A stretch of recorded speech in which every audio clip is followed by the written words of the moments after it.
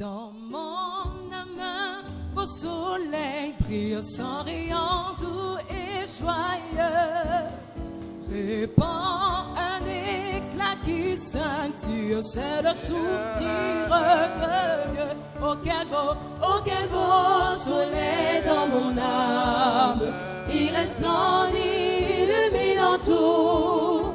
À ses rayons, mon cœur s'enflamme et je vais chantant partout. Mon cœur était plein de ténèbres quand parut un jour nouveau.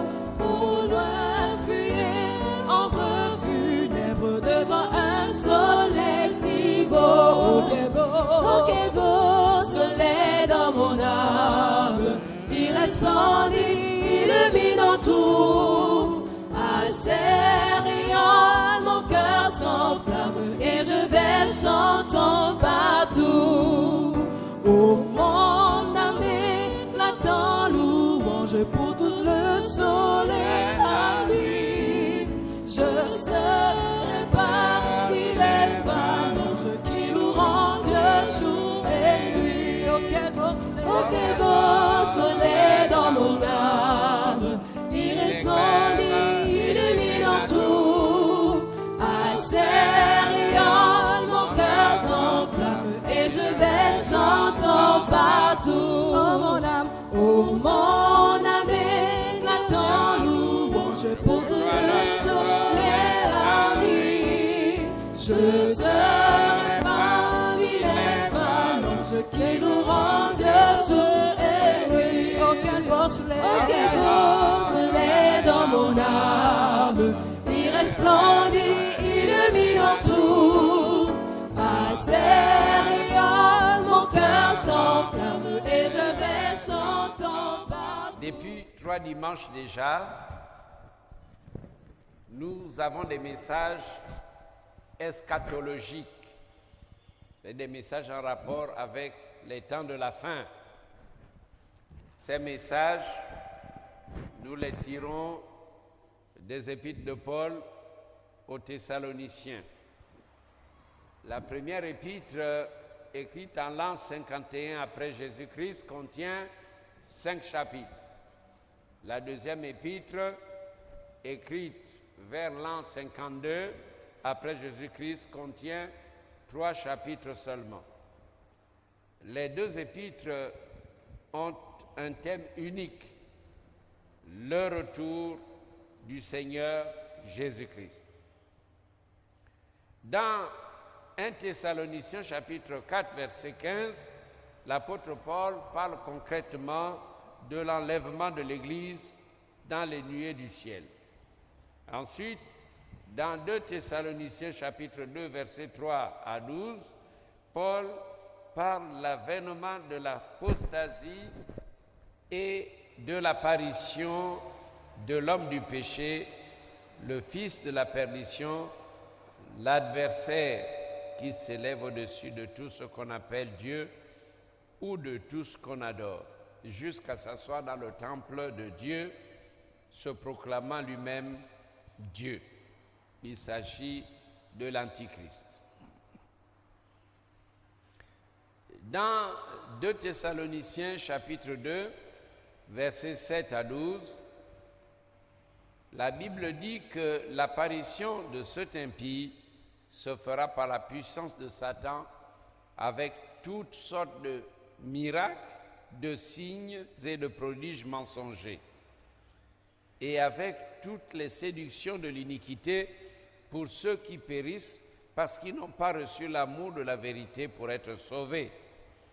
Aussi Dieu leur envoie une puissance d'égarement pour qu'ils croient aux mensonges, afin que tous ceux qui n'ont pas cru à la vérité, mais qui ont pris plaisir à l'injustice, c'est-à-dire ceux qui ont pratiqué l'injustice, qui ont plongé dans l'injustice, qui ont abondé dans l'injustice, soient condamnés. Et dans ce lot-là, il y a ceux dont la condamnation a été prononcée avant la fondation du monde. la Bible dit qu'il y a des personnes dont la condamnation avait déjà été prononcée avant la fondation du monde. Et là, donc, nous revenons à la préscience de Dieu. La préscience, c'est la préconnaissance. Dieu nous a connus d'avance. C'est un Dieu qui nous connaît d'avance. Il est le premier et le dernier. Il est l'alpha et l'oméga. Donc, je vous ai toujours dit qu'il a dans sa main le plan de ta vie, le plan de notre vie. Il a même la maquette qui est en quelque sorte une photographie de toute l'œuvre quand elle est accomplie. Donc le Seigneur sait ceux qui arriveront au ciel. Il sait ceux-là qui vont bien terminer. Vous voyez? Donc, le Seigneur avait su, quand Paul persécutait l'Église, le Seigneur savait que c'était un homme destiné à l'apostolat, un homme qui prêcherait l'Évangile dans les nations. Dieu le connaissait. Et c'est pour ça que nous n'allons pas demander la mort des méchants, parce que nous ne savons pas le plan que Dieu a pour eux. Vous voyez, à un moment donné, le Seigneur l'a saisi et lui a dit, tu verras, il te sera difficile de regimber contre les aiguillons. Quoi, tu as persécuté, ça va être dur pour toi. Tu vas souffrir, mais je t'enverrai même devant les rois pour que tu témoignes de moi. Alors donc, Dieu connaît tout d'avance. Il connaît tout d'avance. Et c'est bien d'être élu. Nous sommes élus. Lorsqu'on se donne, on accepte Jésus. Quand on croit, quand on est né de nouveau, alors notre élection est confirmée. Mais j'étais en train de dire une chose, que le Seigneur sait qui va arriver au bout. Il sait qui va arriver au bout. Parce que là, il y a des gens dont les noms ont été inscrits avant la fondation du monde dans le livre de la vie éternelle, dans le livre de vie. Donc des personnes qui ont été écrites, dont les noms ont été écrits dans le livre de vie. Le Seigneur les connaît. Et c'est pour cela, à un moment donné, ces personnes viennent. Regardez, je prends un autre exemple. Paul est en Corinthe et le Seigneur lui dit, ne te tais point, parle. N'arrête pas, ne te tais point, parle. Parle, prêche. Car j'ai un peuple nombreux dans cette ville. Les gens sont encore des païens, ils sont encore dans leur arrondissement, ils sont dans leur quartier. Mais le Seigneur dit à Paul, tu vois, quand tu vas prêcher, parce que personne ne croira s'il n'y a personne qui prêche, comment entendront-ils parler de moi si personne ne prêche, ne parle de moi? Alors il faut que tu parles, que tu prêches, tu témoignes de moi. Annonce l'évangile, parce que ici, dans cette ville de Corinthe, j'ai un peuple nombreux. Donc le Seigneur connaît ceux qui lui appartiennent. Il connaît ceux-là dont les noms sont inscrits dans le livre de vie. C'est pour cela, je voudrais vraiment nous encourager, n'est-ce pas, à bénir Dieu. Parce que si vous êtes ici, c'est parce que vous êtes des élus. Amen. Nous sommes des élus. Nous avons été élus. Oh, élus, c'est qui dit élus. Élus, nous avons été élus par, n'est-ce pas, la sanctification du sang de sa chair. Nous avons été élus par la sanctification de son corps qui a été cloué à la croix. Donc nous avons été élus par la sanctification du sang de Jésus Et Pierre dit encore que nous avons été élus, n'est-ce pas, par, n'est-ce pas, l'intervention de l'Esprit. Et là, le mot esprit, c'est avec un grand E, c'est-à-dire le Saint-Esprit a fait une œuvre, il conduit dans toute la vérité et il nous enseigne, il convainc de péché. Donc, Pierre parle de la sanctification de l'Esprit. La sanctification de l'Esprit. Donc, élu par le moyen du sang de la croix, par le fait que nous avons cru au Seigneur, élu, n'est-ce pas, aussi par l'aide du Saint-Esprit qui nous a introduits en Christ, qui nous a baptisés en Christ. Tout ça, ce sont des expressions bibliques. Gloire à Dieu pour son œuvre. Nous allons maintenant lire dans 1 Thessaloniciens, chapitre 5. 1 Thessaloniciens, chapitre 5, verset 23. Que le Dieu de paix vous sanctifie lui-même tout entier et que tout votre être, l'esprit, l'âme et le corps, soient conservés irrépréhensibles lors de l'avènement de notre Seigneur Jésus-Christ. Alors, nous sommes dans 1 Thessaloniciens. Ce premier chapitre nous a parlé de l'enlèvement de l'Église. Et à la fin de ce premier chapitre, l'apôtre Paul prie et souhaite que le Dieu de paix sanctifie lui-même les Thessaloniciens, qui les sanctifie tout entiers, afin que tout leur être, l'esprit, l'âme et le corps, soient conservés sans reproche lors de l'avènement de notre Seigneur Jésus-Christ. Que leur être tout entier, l'esprit, l'âme et le corps, soient gardés sans tache, soient conservés sans reproche. Alors ce jour-là, c'est le jour de ceux qui sont sans reproche. L'enlèvement sera pour ceux qui sont irrépréhensibles, c'est-à-dire sans reproche. C'est pour ça que nous devons être préoccupés.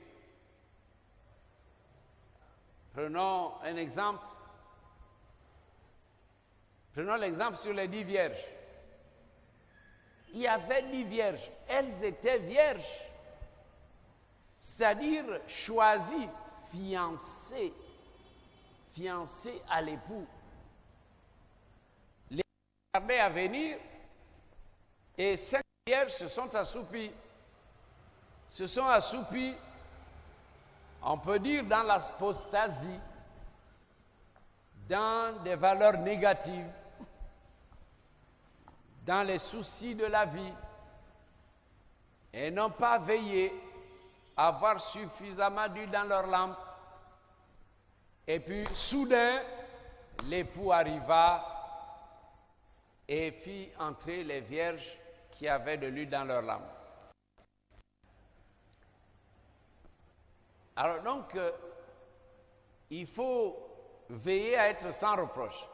Le reproche qui a empêché que les 5 vierges-là entrent, le reproche, c'est qu'elles n'avaient pas suffisamment d'huile.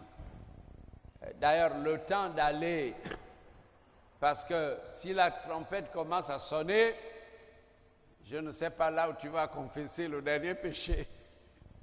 Si la trompette sonne, est-ce qu'on a le temps de confesser encore le péché? Non. 2 personnes seront dans un lit, l'une sera prise, l'autre laissée. Si la trompette sonne, regardez, quand on annonça que l'époux était arrivé, leur lampe s'éteignait. lampe s'éteignait. C'est-à-dire que la vie de Dieu, la vie de l'esprit n'était plus. Alors, elles ont cherché à mettre de l'huile, mais quand elles sont parties, les autres étaient entrés et la porte de la salle de noces était fermée. Donc nous devons toujours être prêts, en nous sanctifiant, en vivant donc dans la sainteté. Être prêt, être prêt. Alors, vous savez, depuis que je lis la parole de Dieu, je me suis toujours dit, vous savez, je me suis appesanti sur 2 mots. Le mot perfection. Soyez parfaits comme votre Père Céleste est parfait. Mais là, j'ai trouvé la perfection dont il est question, c'est la perfection de l'amour. C'est-à-dire que notre amour doit être amour total, un amour parfait, un amour agapé, un amour selon 1 Corinthiens 13. L'amour qui supporte tout, l'amour qui ne cherche pas à faire mal à l'autre, c'est cet amour-là. C'est cet amour-là. Il y a d'autres dimensions de l'amour, mais il ne s'agit pas de ça. Chez l'homme, il y a l'amour éros. Bon, il y a l'amour horizontal, filia, ainsi de suite. Bon, on va faire des œuvres sociales, on a de l'amour. Eros, alors, ça pousse vers la sexualité. Et puis, quand on est fatigué de brûler, on se marie à cause de l'amour Eros.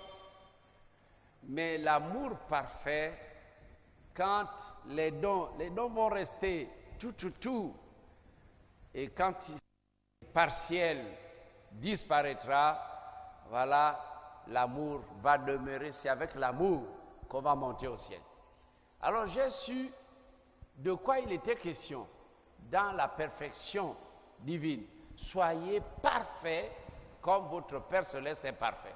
Maintenant, j'ai cherché à comprendre ce que voulait dire irrépréhensible, sans reproche et sans reproche. Mais il y a tellement de domaines et nous ne sommes pas parfaits, nous sommes des hommes. On se trompe ici, on se trompe là, nous sommes des hommes. Et ce qui nous amène à veiller, Seigneur, on se sanctifie. On doit se sanctifier avant de venir au culte. Hier, chacun devait se sanctifier pour préparer le culte. Il y a parfois, quand on a le temps, on peut prier 1 heure avant le culte, on se sanctifie. On se sanctifie, donc on se sanctifie à tout moment, on veille. Veillez et priez. Alors, être irrépréhensible, comment allons-nous y parvenir? Question importante. Merci Seigneur, maintenant je trouve la réponse dans la parole de Dieu. Colossiens, chapitre 1er, versets 21 à 23. Alors, moi je vous lis ça dans la version parole vivante. Christ vous a réconciliés avec Dieu par la mort de son corps de chair. Vous pouvez à présent paraître saints, sans tache et sans reproche devant ses yeux. Voilà la réponse. Donc pour être sans reproche, pour être irrépréhensible au jour de l'avènement du Seigneur, il faut être réconcilié avec Dieu par le sang de la croix. Amen. C'est ça la réponse. Pour être sans reproche,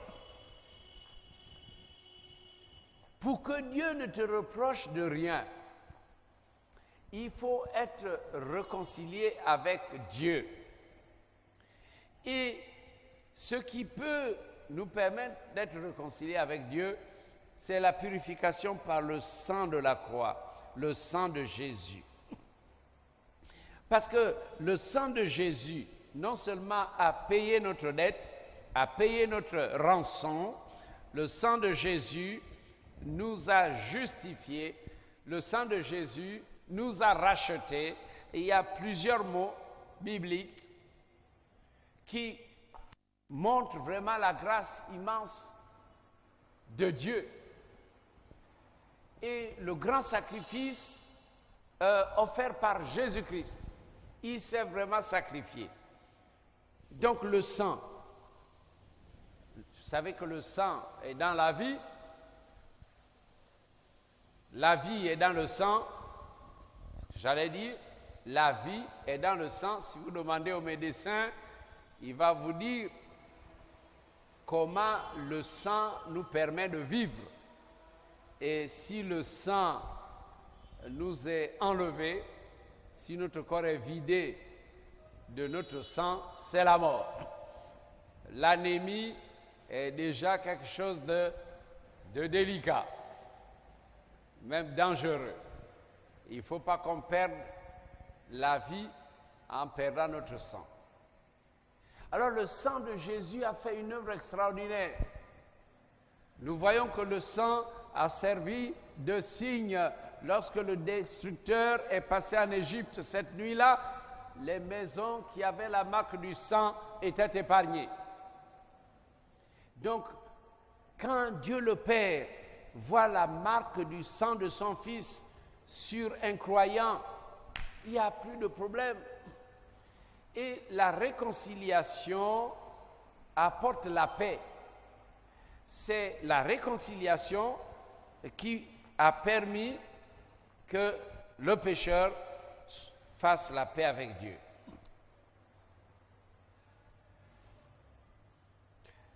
Donc vous pouvez à présent paraître saint. Voilà. Christ vous a réconcilié, vous, Colossiens, habitants de Colosse.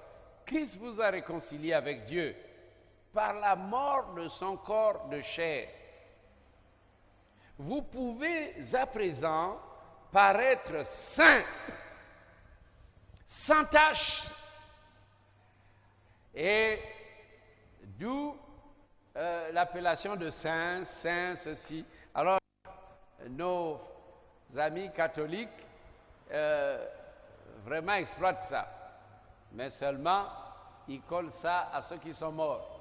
Saint-André, Sainte Marie est vraiment le point de mire. Saint ceci, saint. Bon, il y a plein de saints. Mais nous sommes aussi des saints. Pas seulement quand on sera mort, mais aujourd'hui nous sommes saints. Donc si quelqu'un m'appelle un jour Saint Jules Benjamin Goua, je lui ferai un large sourire. Je lui ferai un large sourire, je serai très content parce que effectivement je suis Saint Jules Benjamin Goua. Toi aussi tu es cette sainte. Toi aussi tu es ce saint. Amen. Nous sommes des saints en Jésus-Christ. Alléluia. Vous qui êtes à la terrasse, vous êtes des saints. Amen. Gloire à Dieu. Nous sommes saints dès lors qu'on s'est réconcilié avec Dieu le Père. Oh, gloire à Dieu. Alors, comment se préparer pour ce jour? Au jour de l'enlèvement, il faut être réconcilié avec Dieu le Père. C'est pour ça que nous allons terminer en priant ensemble pour que nous soyons réconciliés. Alors, s'il y a un petit bobo, une souillure quelque part, nous devons être réconciliés. Le prophète Ésaïe, vous savez, ça peut arriver à un pasteur, une faillite, un échec. Le grand prophète avait la souillure dans ses lèvres. Mais ses lèvres furent purifiées parce que des chérubins ont apporté des braises ardentes pour purifier ses lèvres. Et il a fait une confession. C'est vrai, cette confession. Malheur à moi, je suis perdu. Il a vu son péché. C'est-à-dire qu'il faut que quelqu'un déchire son cœur. Ce n'est pas les vêtements qu'il faut déchirer comme les Juifs avaient coutume de le faire. Il faut plutôt déchirer le cœur, comme dit le prophète Joël. Alors il faut déchirer le cœur. Malheur à moi, je suis perdu. Ah Seigneur, ah je suis un homme dont les lèvres sont impures. Je suis un homme. Et parce que tous savaient qu'on ne pouvait pas voir Dieu et vivre encore. Donc Isaïe s'est dit, ça y est, si je vois Dieu, c'est que maintenant, je passe dans le domaine de l'esprit. Hein? Je passe dans un autre domaine.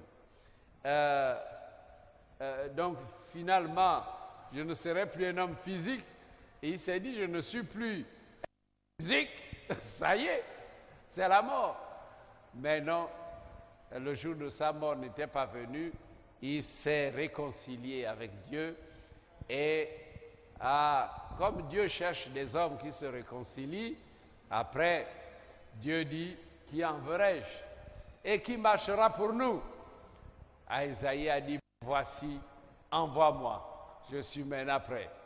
Ah, vraiment que Dieu nous aide, que Dieu nous aide, que Dieu notre Père, par le sang de son Fils, vraiment fasse tout pour que nous soyons réconciliés avec lui.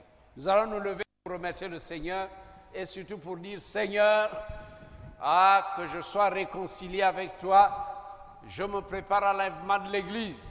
Si l'enlèvement arrive cet après-midi, que je ne reste pas. Je voudrais me réconcilier avec toi, Seigneur, parce que cette réconciliation fera de moi un homme saint, une femme sainte, un homme sans tache, une femme sans tache, un homme sans reproche, une femme sans reproche. Oui, par cette réconciliation, je serai irrépréhensible. Prions tous le Seigneur. Nous te bénissons, Seigneur, pour ta parole. Merci pour ta parole. Merci pour ta parole. Tu nous sanctifies tout entier. Esprit à mes corps, merci. Tu nous sanctifies, esprit à mes corps. Seigneur, que ton sang nous lave, que ton sang nous purifie. Nous voulons être réconciliés avec Dieu le Père. Que Dieu, le Dieu de paix, vraiment nous sanctifie tout entier. Esprit à mes corps. Ô Dieu de paix, sanctifie-nous tout entier. Esprit à mes corps, afin que nous soyons prêts et sans reproche pour le jour de l'enlèvement. Merci Seigneur pour ta parole. Merci de nous aider. Merci de nous conduire.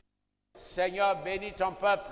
Vraiment tous ceux qui viennent à l'église et ceux qui viendront, que nous puissions les conduire, que ton esprit les conduise dans toute la vérité. Merci Père, au nom de Jésus. Amen.